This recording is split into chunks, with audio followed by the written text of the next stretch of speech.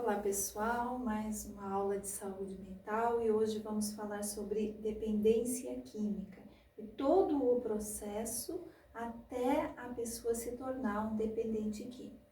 Então, quando a gente vai falar de dependência de drogas, a gente vai pensar em muitos tipos de drogas. Então, é o álcool, o cigarro, o crack, a cocaína, a heroína, as anfetaminas, os ansiolíticos, que são medicamentos que causam dependência.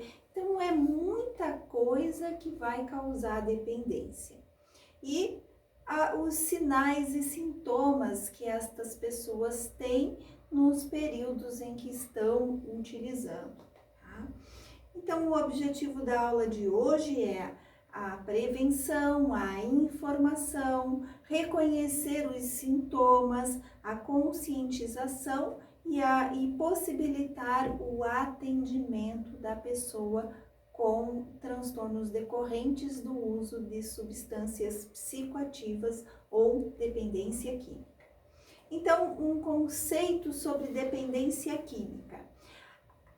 A síndrome de dependência se caracteriza por um conjunto de fenômenos comportamentais, cognitivos e fisiológicos que se desenvolvem após repetido consumo de uma substância psicoativa. Então, é o comportamento que eu tenho, o modo com que eu estou pensando a respeito de tal substância e das sensações que eu estou tendo com essa substância e o organismo, como esse organismo está reagindo com relação à substância.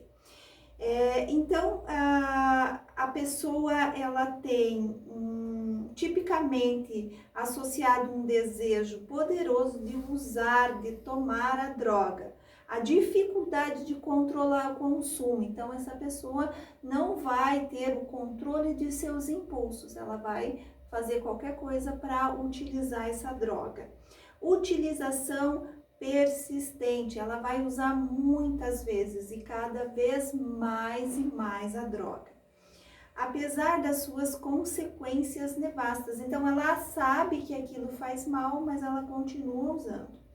Uma maior probabilidade dada ao uso de droga em detrimento de outras atividades ou obrigações. Então, a pessoa que está vivendo a dependência química, ela para de fazer algumas atividades para dar foco no uso de tal substância.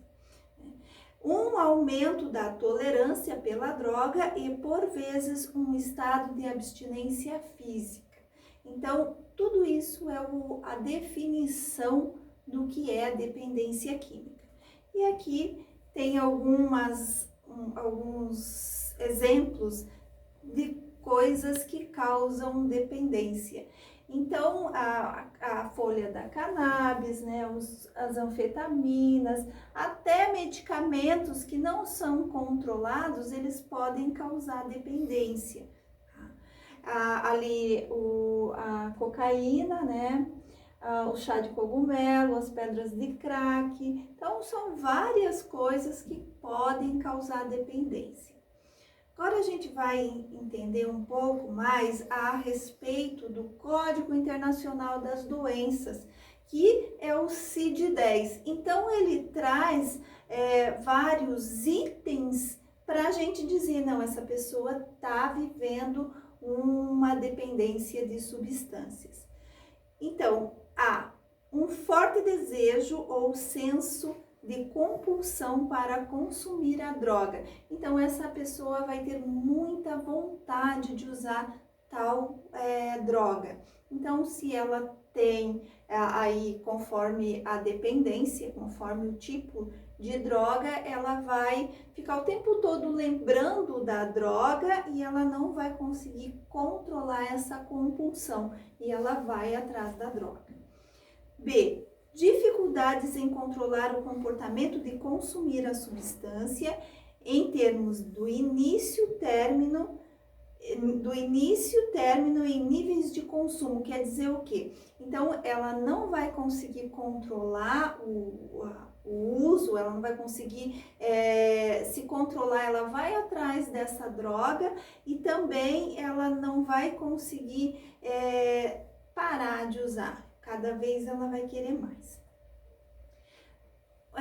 C, um estado de abstinência psicológico quando o uso da substância cessou ou foi reduzido, como evidenciado por síndrome de abstinência para a substância ou o uso da mesma substância ou uma intimamente relacionada com a intenção de aliviar os sintomas de abstinência. Os sintomas de abstinência é quando a pessoa apresenta sinais e sintomas de que ela não consegue sozinha ficar sem a droga.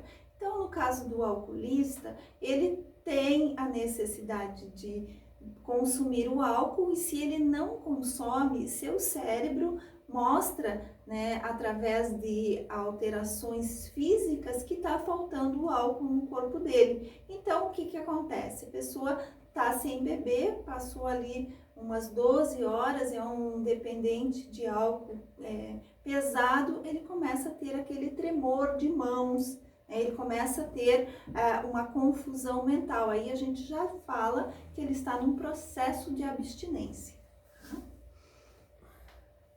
Evidência de tolerância de tal forma que doses crescentes da substância psicoativa são requeridas para alcançar efeitos originalmente produzidos por doses baixas. Então, quer dizer o que? A tolerância é aquela fase onde quanto mais eu uso a droga, mais o meu corpo vai ficando acostumado e eu preciso de drogas mais pesadas para ter a mesma sensação do início do uso desta droga. E abandono progressivo de prazeres, interesses alternativos em favor do uso da substância psicoativa. Aumento da quantidade de tempo necessária para se recuperar de seus efeitos. Então, assim, a pessoa para de fazer as suas atividades rotineiras para usar a droga. E quanto mais ela usa a droga, mais o seu organismo sofre as consequências, os danos desta droga e demora mais para se recuperar. F. Persistência no uso da substância a despeito de evidências claras de consequências manifestamente nocivas. Então, ela sabe que aquilo está fazendo mal, mas como ela é dependente, ela não consegue ter crítica, ter julgamento de que aquilo é danoso para o seu organismo. Então, esses são os critérios para fechar um diagnóstico de dependência química através do CID-10, que é o Código Internacional de Doenças. Tá? Então, a gente vai sempre pensar em 3 ou mais critérios manifestados no último ano. Então, temos que avaliar muito bem a cada situação de dependência química, mas qualquer situação que envolva uso de substâncias psicoativas que vão fazer mal ao nosso organismo tem que ser muito bem avaliado pela pessoa, pelas pessoas que estão em volta, para conseguir tirar essa pessoa o quanto antes desta situação.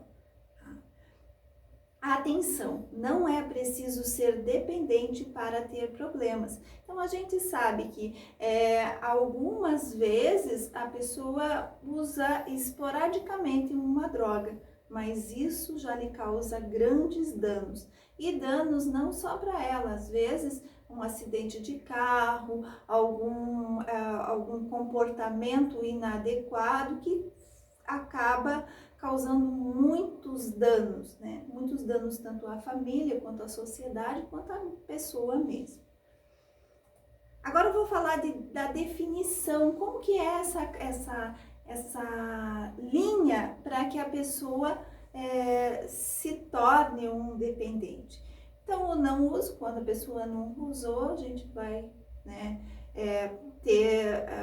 agradecer que ela não está detonando o seu corpo. Uso experimental, uso uma vez, né? Experimentou tal droga, experimentei um copo de cerveja, experimentei um cigarro. Uso frequente, eu experimentei e gostei e agora estou tomando cerveja sempre, 2, 3 vezes na semana. Uso pesado, quando eu estou tomando muita cerveja, uma quantidade a mais, né? Antes eu tomava uma latinha, já me satisfazia. Agora eu estou tomando muitas latinhas para fazer o mesmo efeito. Abuso, então o abuso abusivo, a quantidade muito grande. E aí a gente diz que a pessoa está dependente. Então agora vamos lá para esmiuçar mais essa classificação dos usuários. Então o experimentador experimenta por curiosidade, pressão do grupo ou outro motivo, sem dar continuidade ao uso. Usou uma vez, sentiu os efeitos no corpo, não foi uma sensação boa, nunca mais vai usar. É isso que a gente pretende se a pessoa experimentou. O adequado é nunca usar, nem experimentar. Mas se a pessoa experimentou, nunca mais dê continuidade.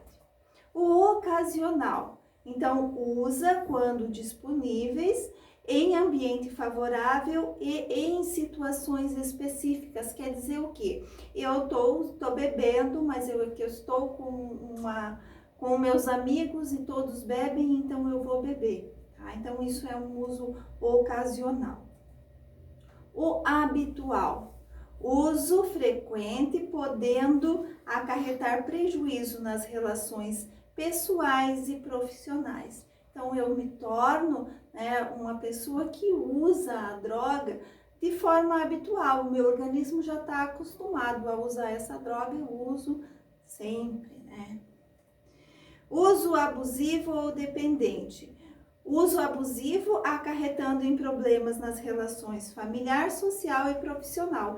Então, a gente sabe que drogas sempre vão causar prejuízo, sempre vão causar consequências danosas tanto a mim como a sociedade, como a minha família. A questão profissional fica muito abalada quando uma pessoa é dependente químico, porque ela não consegue cumprir seus compromissos de trabalho, ela acaba perdendo algumas funções psíquicas, como a atenção, né? Algumas alterações aí na mente desta pessoa vai ter. Então, esse é o uso, né? O uso abusivo e dependente, que vai fazer com que a pessoa tenha grandes danos, tanto no seu corpo, quanto na família, quanto no social e no profissional.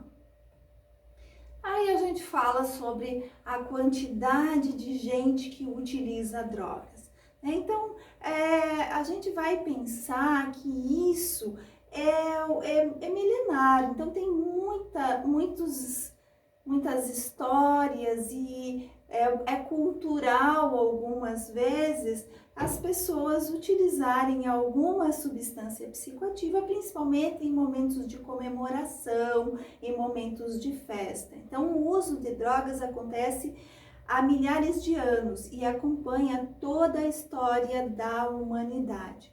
Então, eu estou falando aqui de todos os tipos de drogas. E a gente vai pensar no histórico disso. Então, vamos pensar lá antes de Cristo, a época da Bíblia, que se falava, né, de algumas substâncias, como o vinho, que foi muito falado na Bíblia. Tá? Então, para a gente pensar sobre a questão do histórico, a gente vai pensar na cultura, na religião, na recreação, e também algumas pessoas utilizam drogas para enfrentamento de problemas. A pessoa está vivendo um processo ansioso, um processo depressivo e olha para para a droga, para a substância psicoativa e tem nela um escape para seus problemas. Agora a gente vai falar da prevalência. Então, foi feita uma pesquisa com estudantes, onde nessa pesquisa os dados foram 51,2% fizeram uso de álcool e 11% de tabaco aos 12 anos. Então, essa pesquisa é uma pesquisa a nível mundial e fala sobre a quantidade de adolescentes que já utilizou tanto o álcool quanto o cigarro. 65% já fizeram uso de álcool pelo menos uma vez na vida e 12% fazem uso com frequência. Então, é muita gente utilizando, e aqui nesta pesquisa os dados foram de drogas, álcool e cigarro. Tá? Segundo pesquisas do Ministério da Saúde, cerca de 60% dos jovens e adolescentes do país já fizeram uso de álcool ou outras drogas. Então, outras substâncias, aí vai o crack, a cocaína, o cigarro de maconha, os chás, os chás alucinógenos. Então,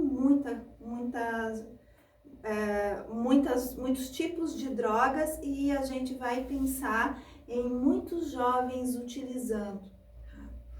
11 a cada 100 brasileiros adultos são dependentes de álcool. Então, este é um dado epidemiológico muito sério, onde a gente tem que ter noção grandiosa sobre isso e como vamos fazer para cuidar das pessoas, né? Como a gente vai fazer para prevenir. Definição de drogas lícitas. O que é isso? Como que a gente vai definir o que é uma droga que pode e uma droga que não pode, pelas leis brasileiras? Então, as drogas lícitas são aquelas legalizadas, produzidas e comercializadas livremente, que são aceitas pela sociedade. Os dois principais exemplos de drogas lícitas na nossa sociedade são o cigarro e o álcool. Essas drogas a pessoa pode comprar em qualquer lugar que venda esse tipo de substância, tá? Não é uma substância proibida, tá? É claro que a gente vai pensar, adolescentes, né, não podem ir comprar cigarro, comprar álcool, tá? Mas é proibido vender essas substâncias para menores de 18 anos. Mas a gente sabe que adolescente dá o seu jeito e vai atrás. Agora eu vou falar das drogas ilícitas, as drogas proibidas no Brasil. Então, as drogas ilícitas são substâncias proibidas de serem produzidas, comercializadas e consumidas em alguns países. Determinadas drogas são permitidas, sendo que seu uso é considerado normal, é integrante da cultura. Tais substâncias podem ser estimulantes, depressoras ou perturbadoras do sistema nervoso central, o que perceptivelmente altera em grande escala o organismo. Então, as drogas ilícitas, a gente viu ali um processo muito grande da legalização da maconha, mas no Brasil ela é considerada uma droga ilícita, uma droga proibida. Tá? Já no Uruguai ela é liberada. Então, conforme a cultura, conforme a sociedade, conforme o país, ela tem leis que podem ou não podem. Mas sempre lembrando, todo tipo de droga é maléfico para o organismo. Agora eu vou falar da classificação, como que é uma droga, como que é outra droga e como que funciona tudo isso no organismo. Então, classificação das drogas. As drogas, elas podem ser depressoras do sistema nervoso central, estimuladoras ou perturbadoras. São esses três os tipos de drogas, são esses três as funções das drogas dentro do organismo. ou vai deprimir, ou vai estimular, ou vai perturbar, vai ficar tudo embaçado na mente, tá? Então, as drogas depressoras, o que elas fazem, quem são elas, como funcionam? Então, elas diminuem a atividade do sistema nervoso central e as mais comuns. Então, o álcool, os barbitúricos ou sedativos, né, e calmantes, aqueles medicamentos que são comprados e aquela tarja preta, são drogas que causam depressão do sistema nervoso central. O que é mais comum são os benzodiazepínicos, que são, né, os diazepams, os lexotans, os Rivotril, todas essas drogas benzodiazepínicas, elas causam uma depressão do sistema nervoso central. Os opioides, que seria a morfina e a heroína, também causa depressão do sistema nervoso central. No Brasil é muito pouco utilizado a heroína, né? A heroína é mais utilizada na Europa, mas ela, sempre lembra, ela causa depressão no sistema nervoso central.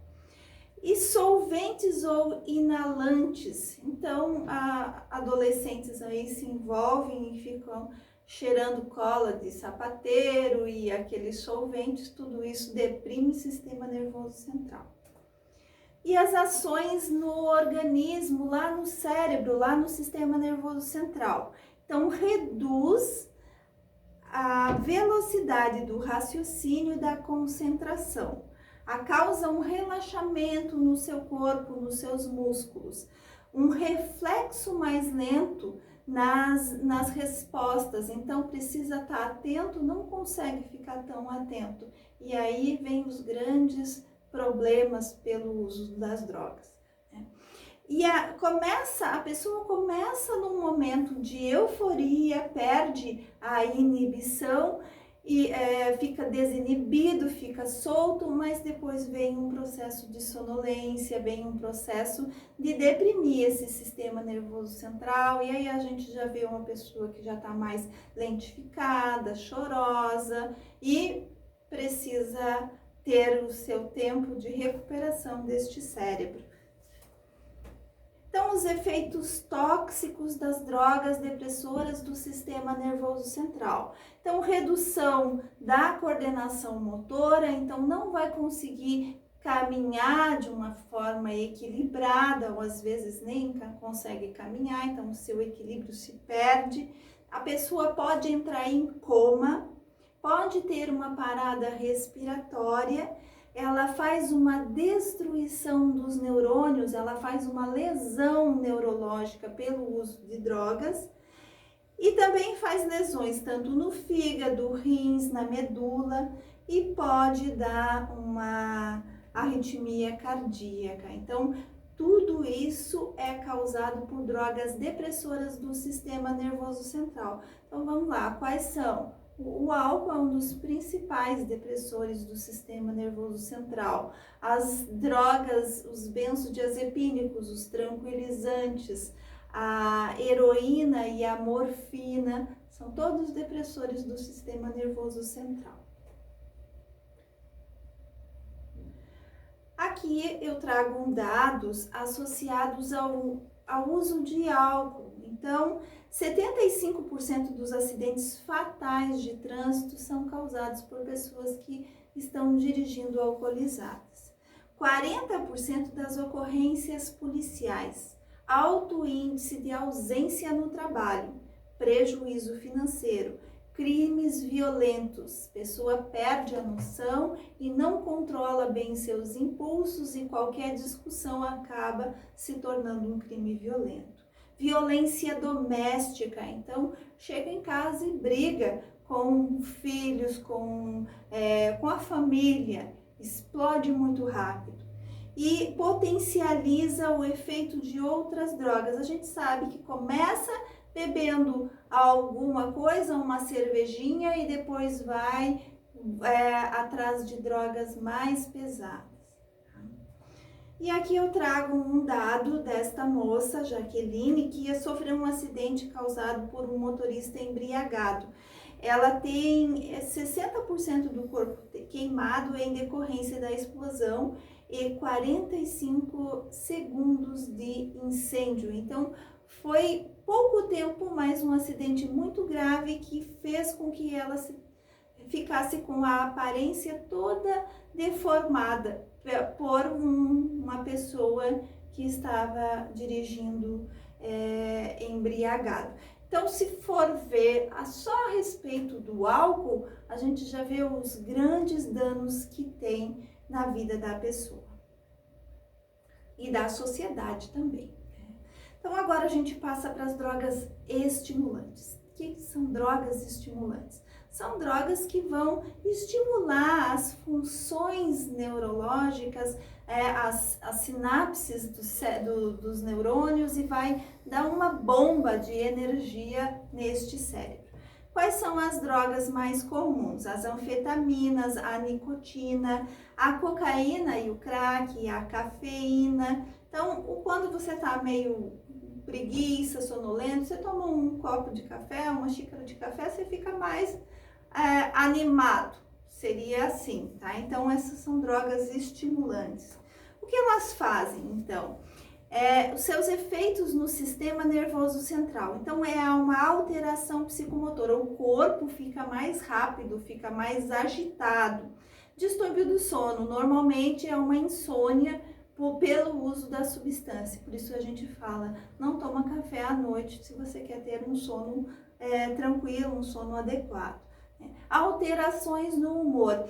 Junto com esta euforia também vem um humor irritado. Então, de repente, as coisas não estão saindo do jeito que quer, a pessoa explode, a pessoa fica muito irritada, muito agressiva, muito ansiosa.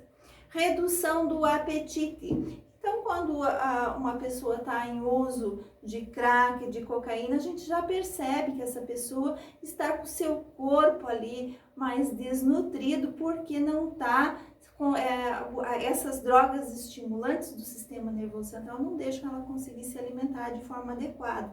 As drogas, as anfetaminas, essas drogas utilizadas, esses comprimidos que a gente fala de êxtase, as balas, aquelas coisas que se utilizam nas raves, elas são todas do tipo anfetamina e tudo isso causa uma redução do apetite. Então a pessoa vai para uma balada e não consegue se alimentar e às vezes passa dias e ela não consegue se alimentar pela dose tão alta destas substâncias.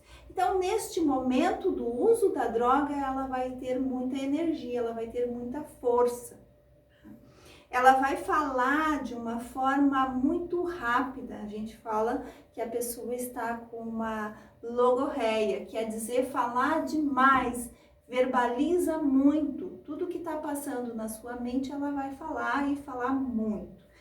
As pupilas vão ficar dilatadas, a gente vai falar numa midríase pupilar. Então, se você está lá trabalhando numa emergência, quando uma pessoa interna vai fazer um atendimento na emergência, a primeira coisa que a gente vê é a pupila, para ver se está dilatada, se está retraída, e as drogas estimulantes, elas vão dilatar muito a pupila, vai fazer uma midríase pupilar. As ações tóxicas, então, irritabilidade, né? Então, a irritabilidade é uma ação da quantidade de substância que está lá na fenda sináptica do cérebro, tá? Agressividade, muito comportamento violento pelo uso de drogas. Então, a pessoa deu alguma coisa de errado, vai e agride, cria uma agitação psicomotora.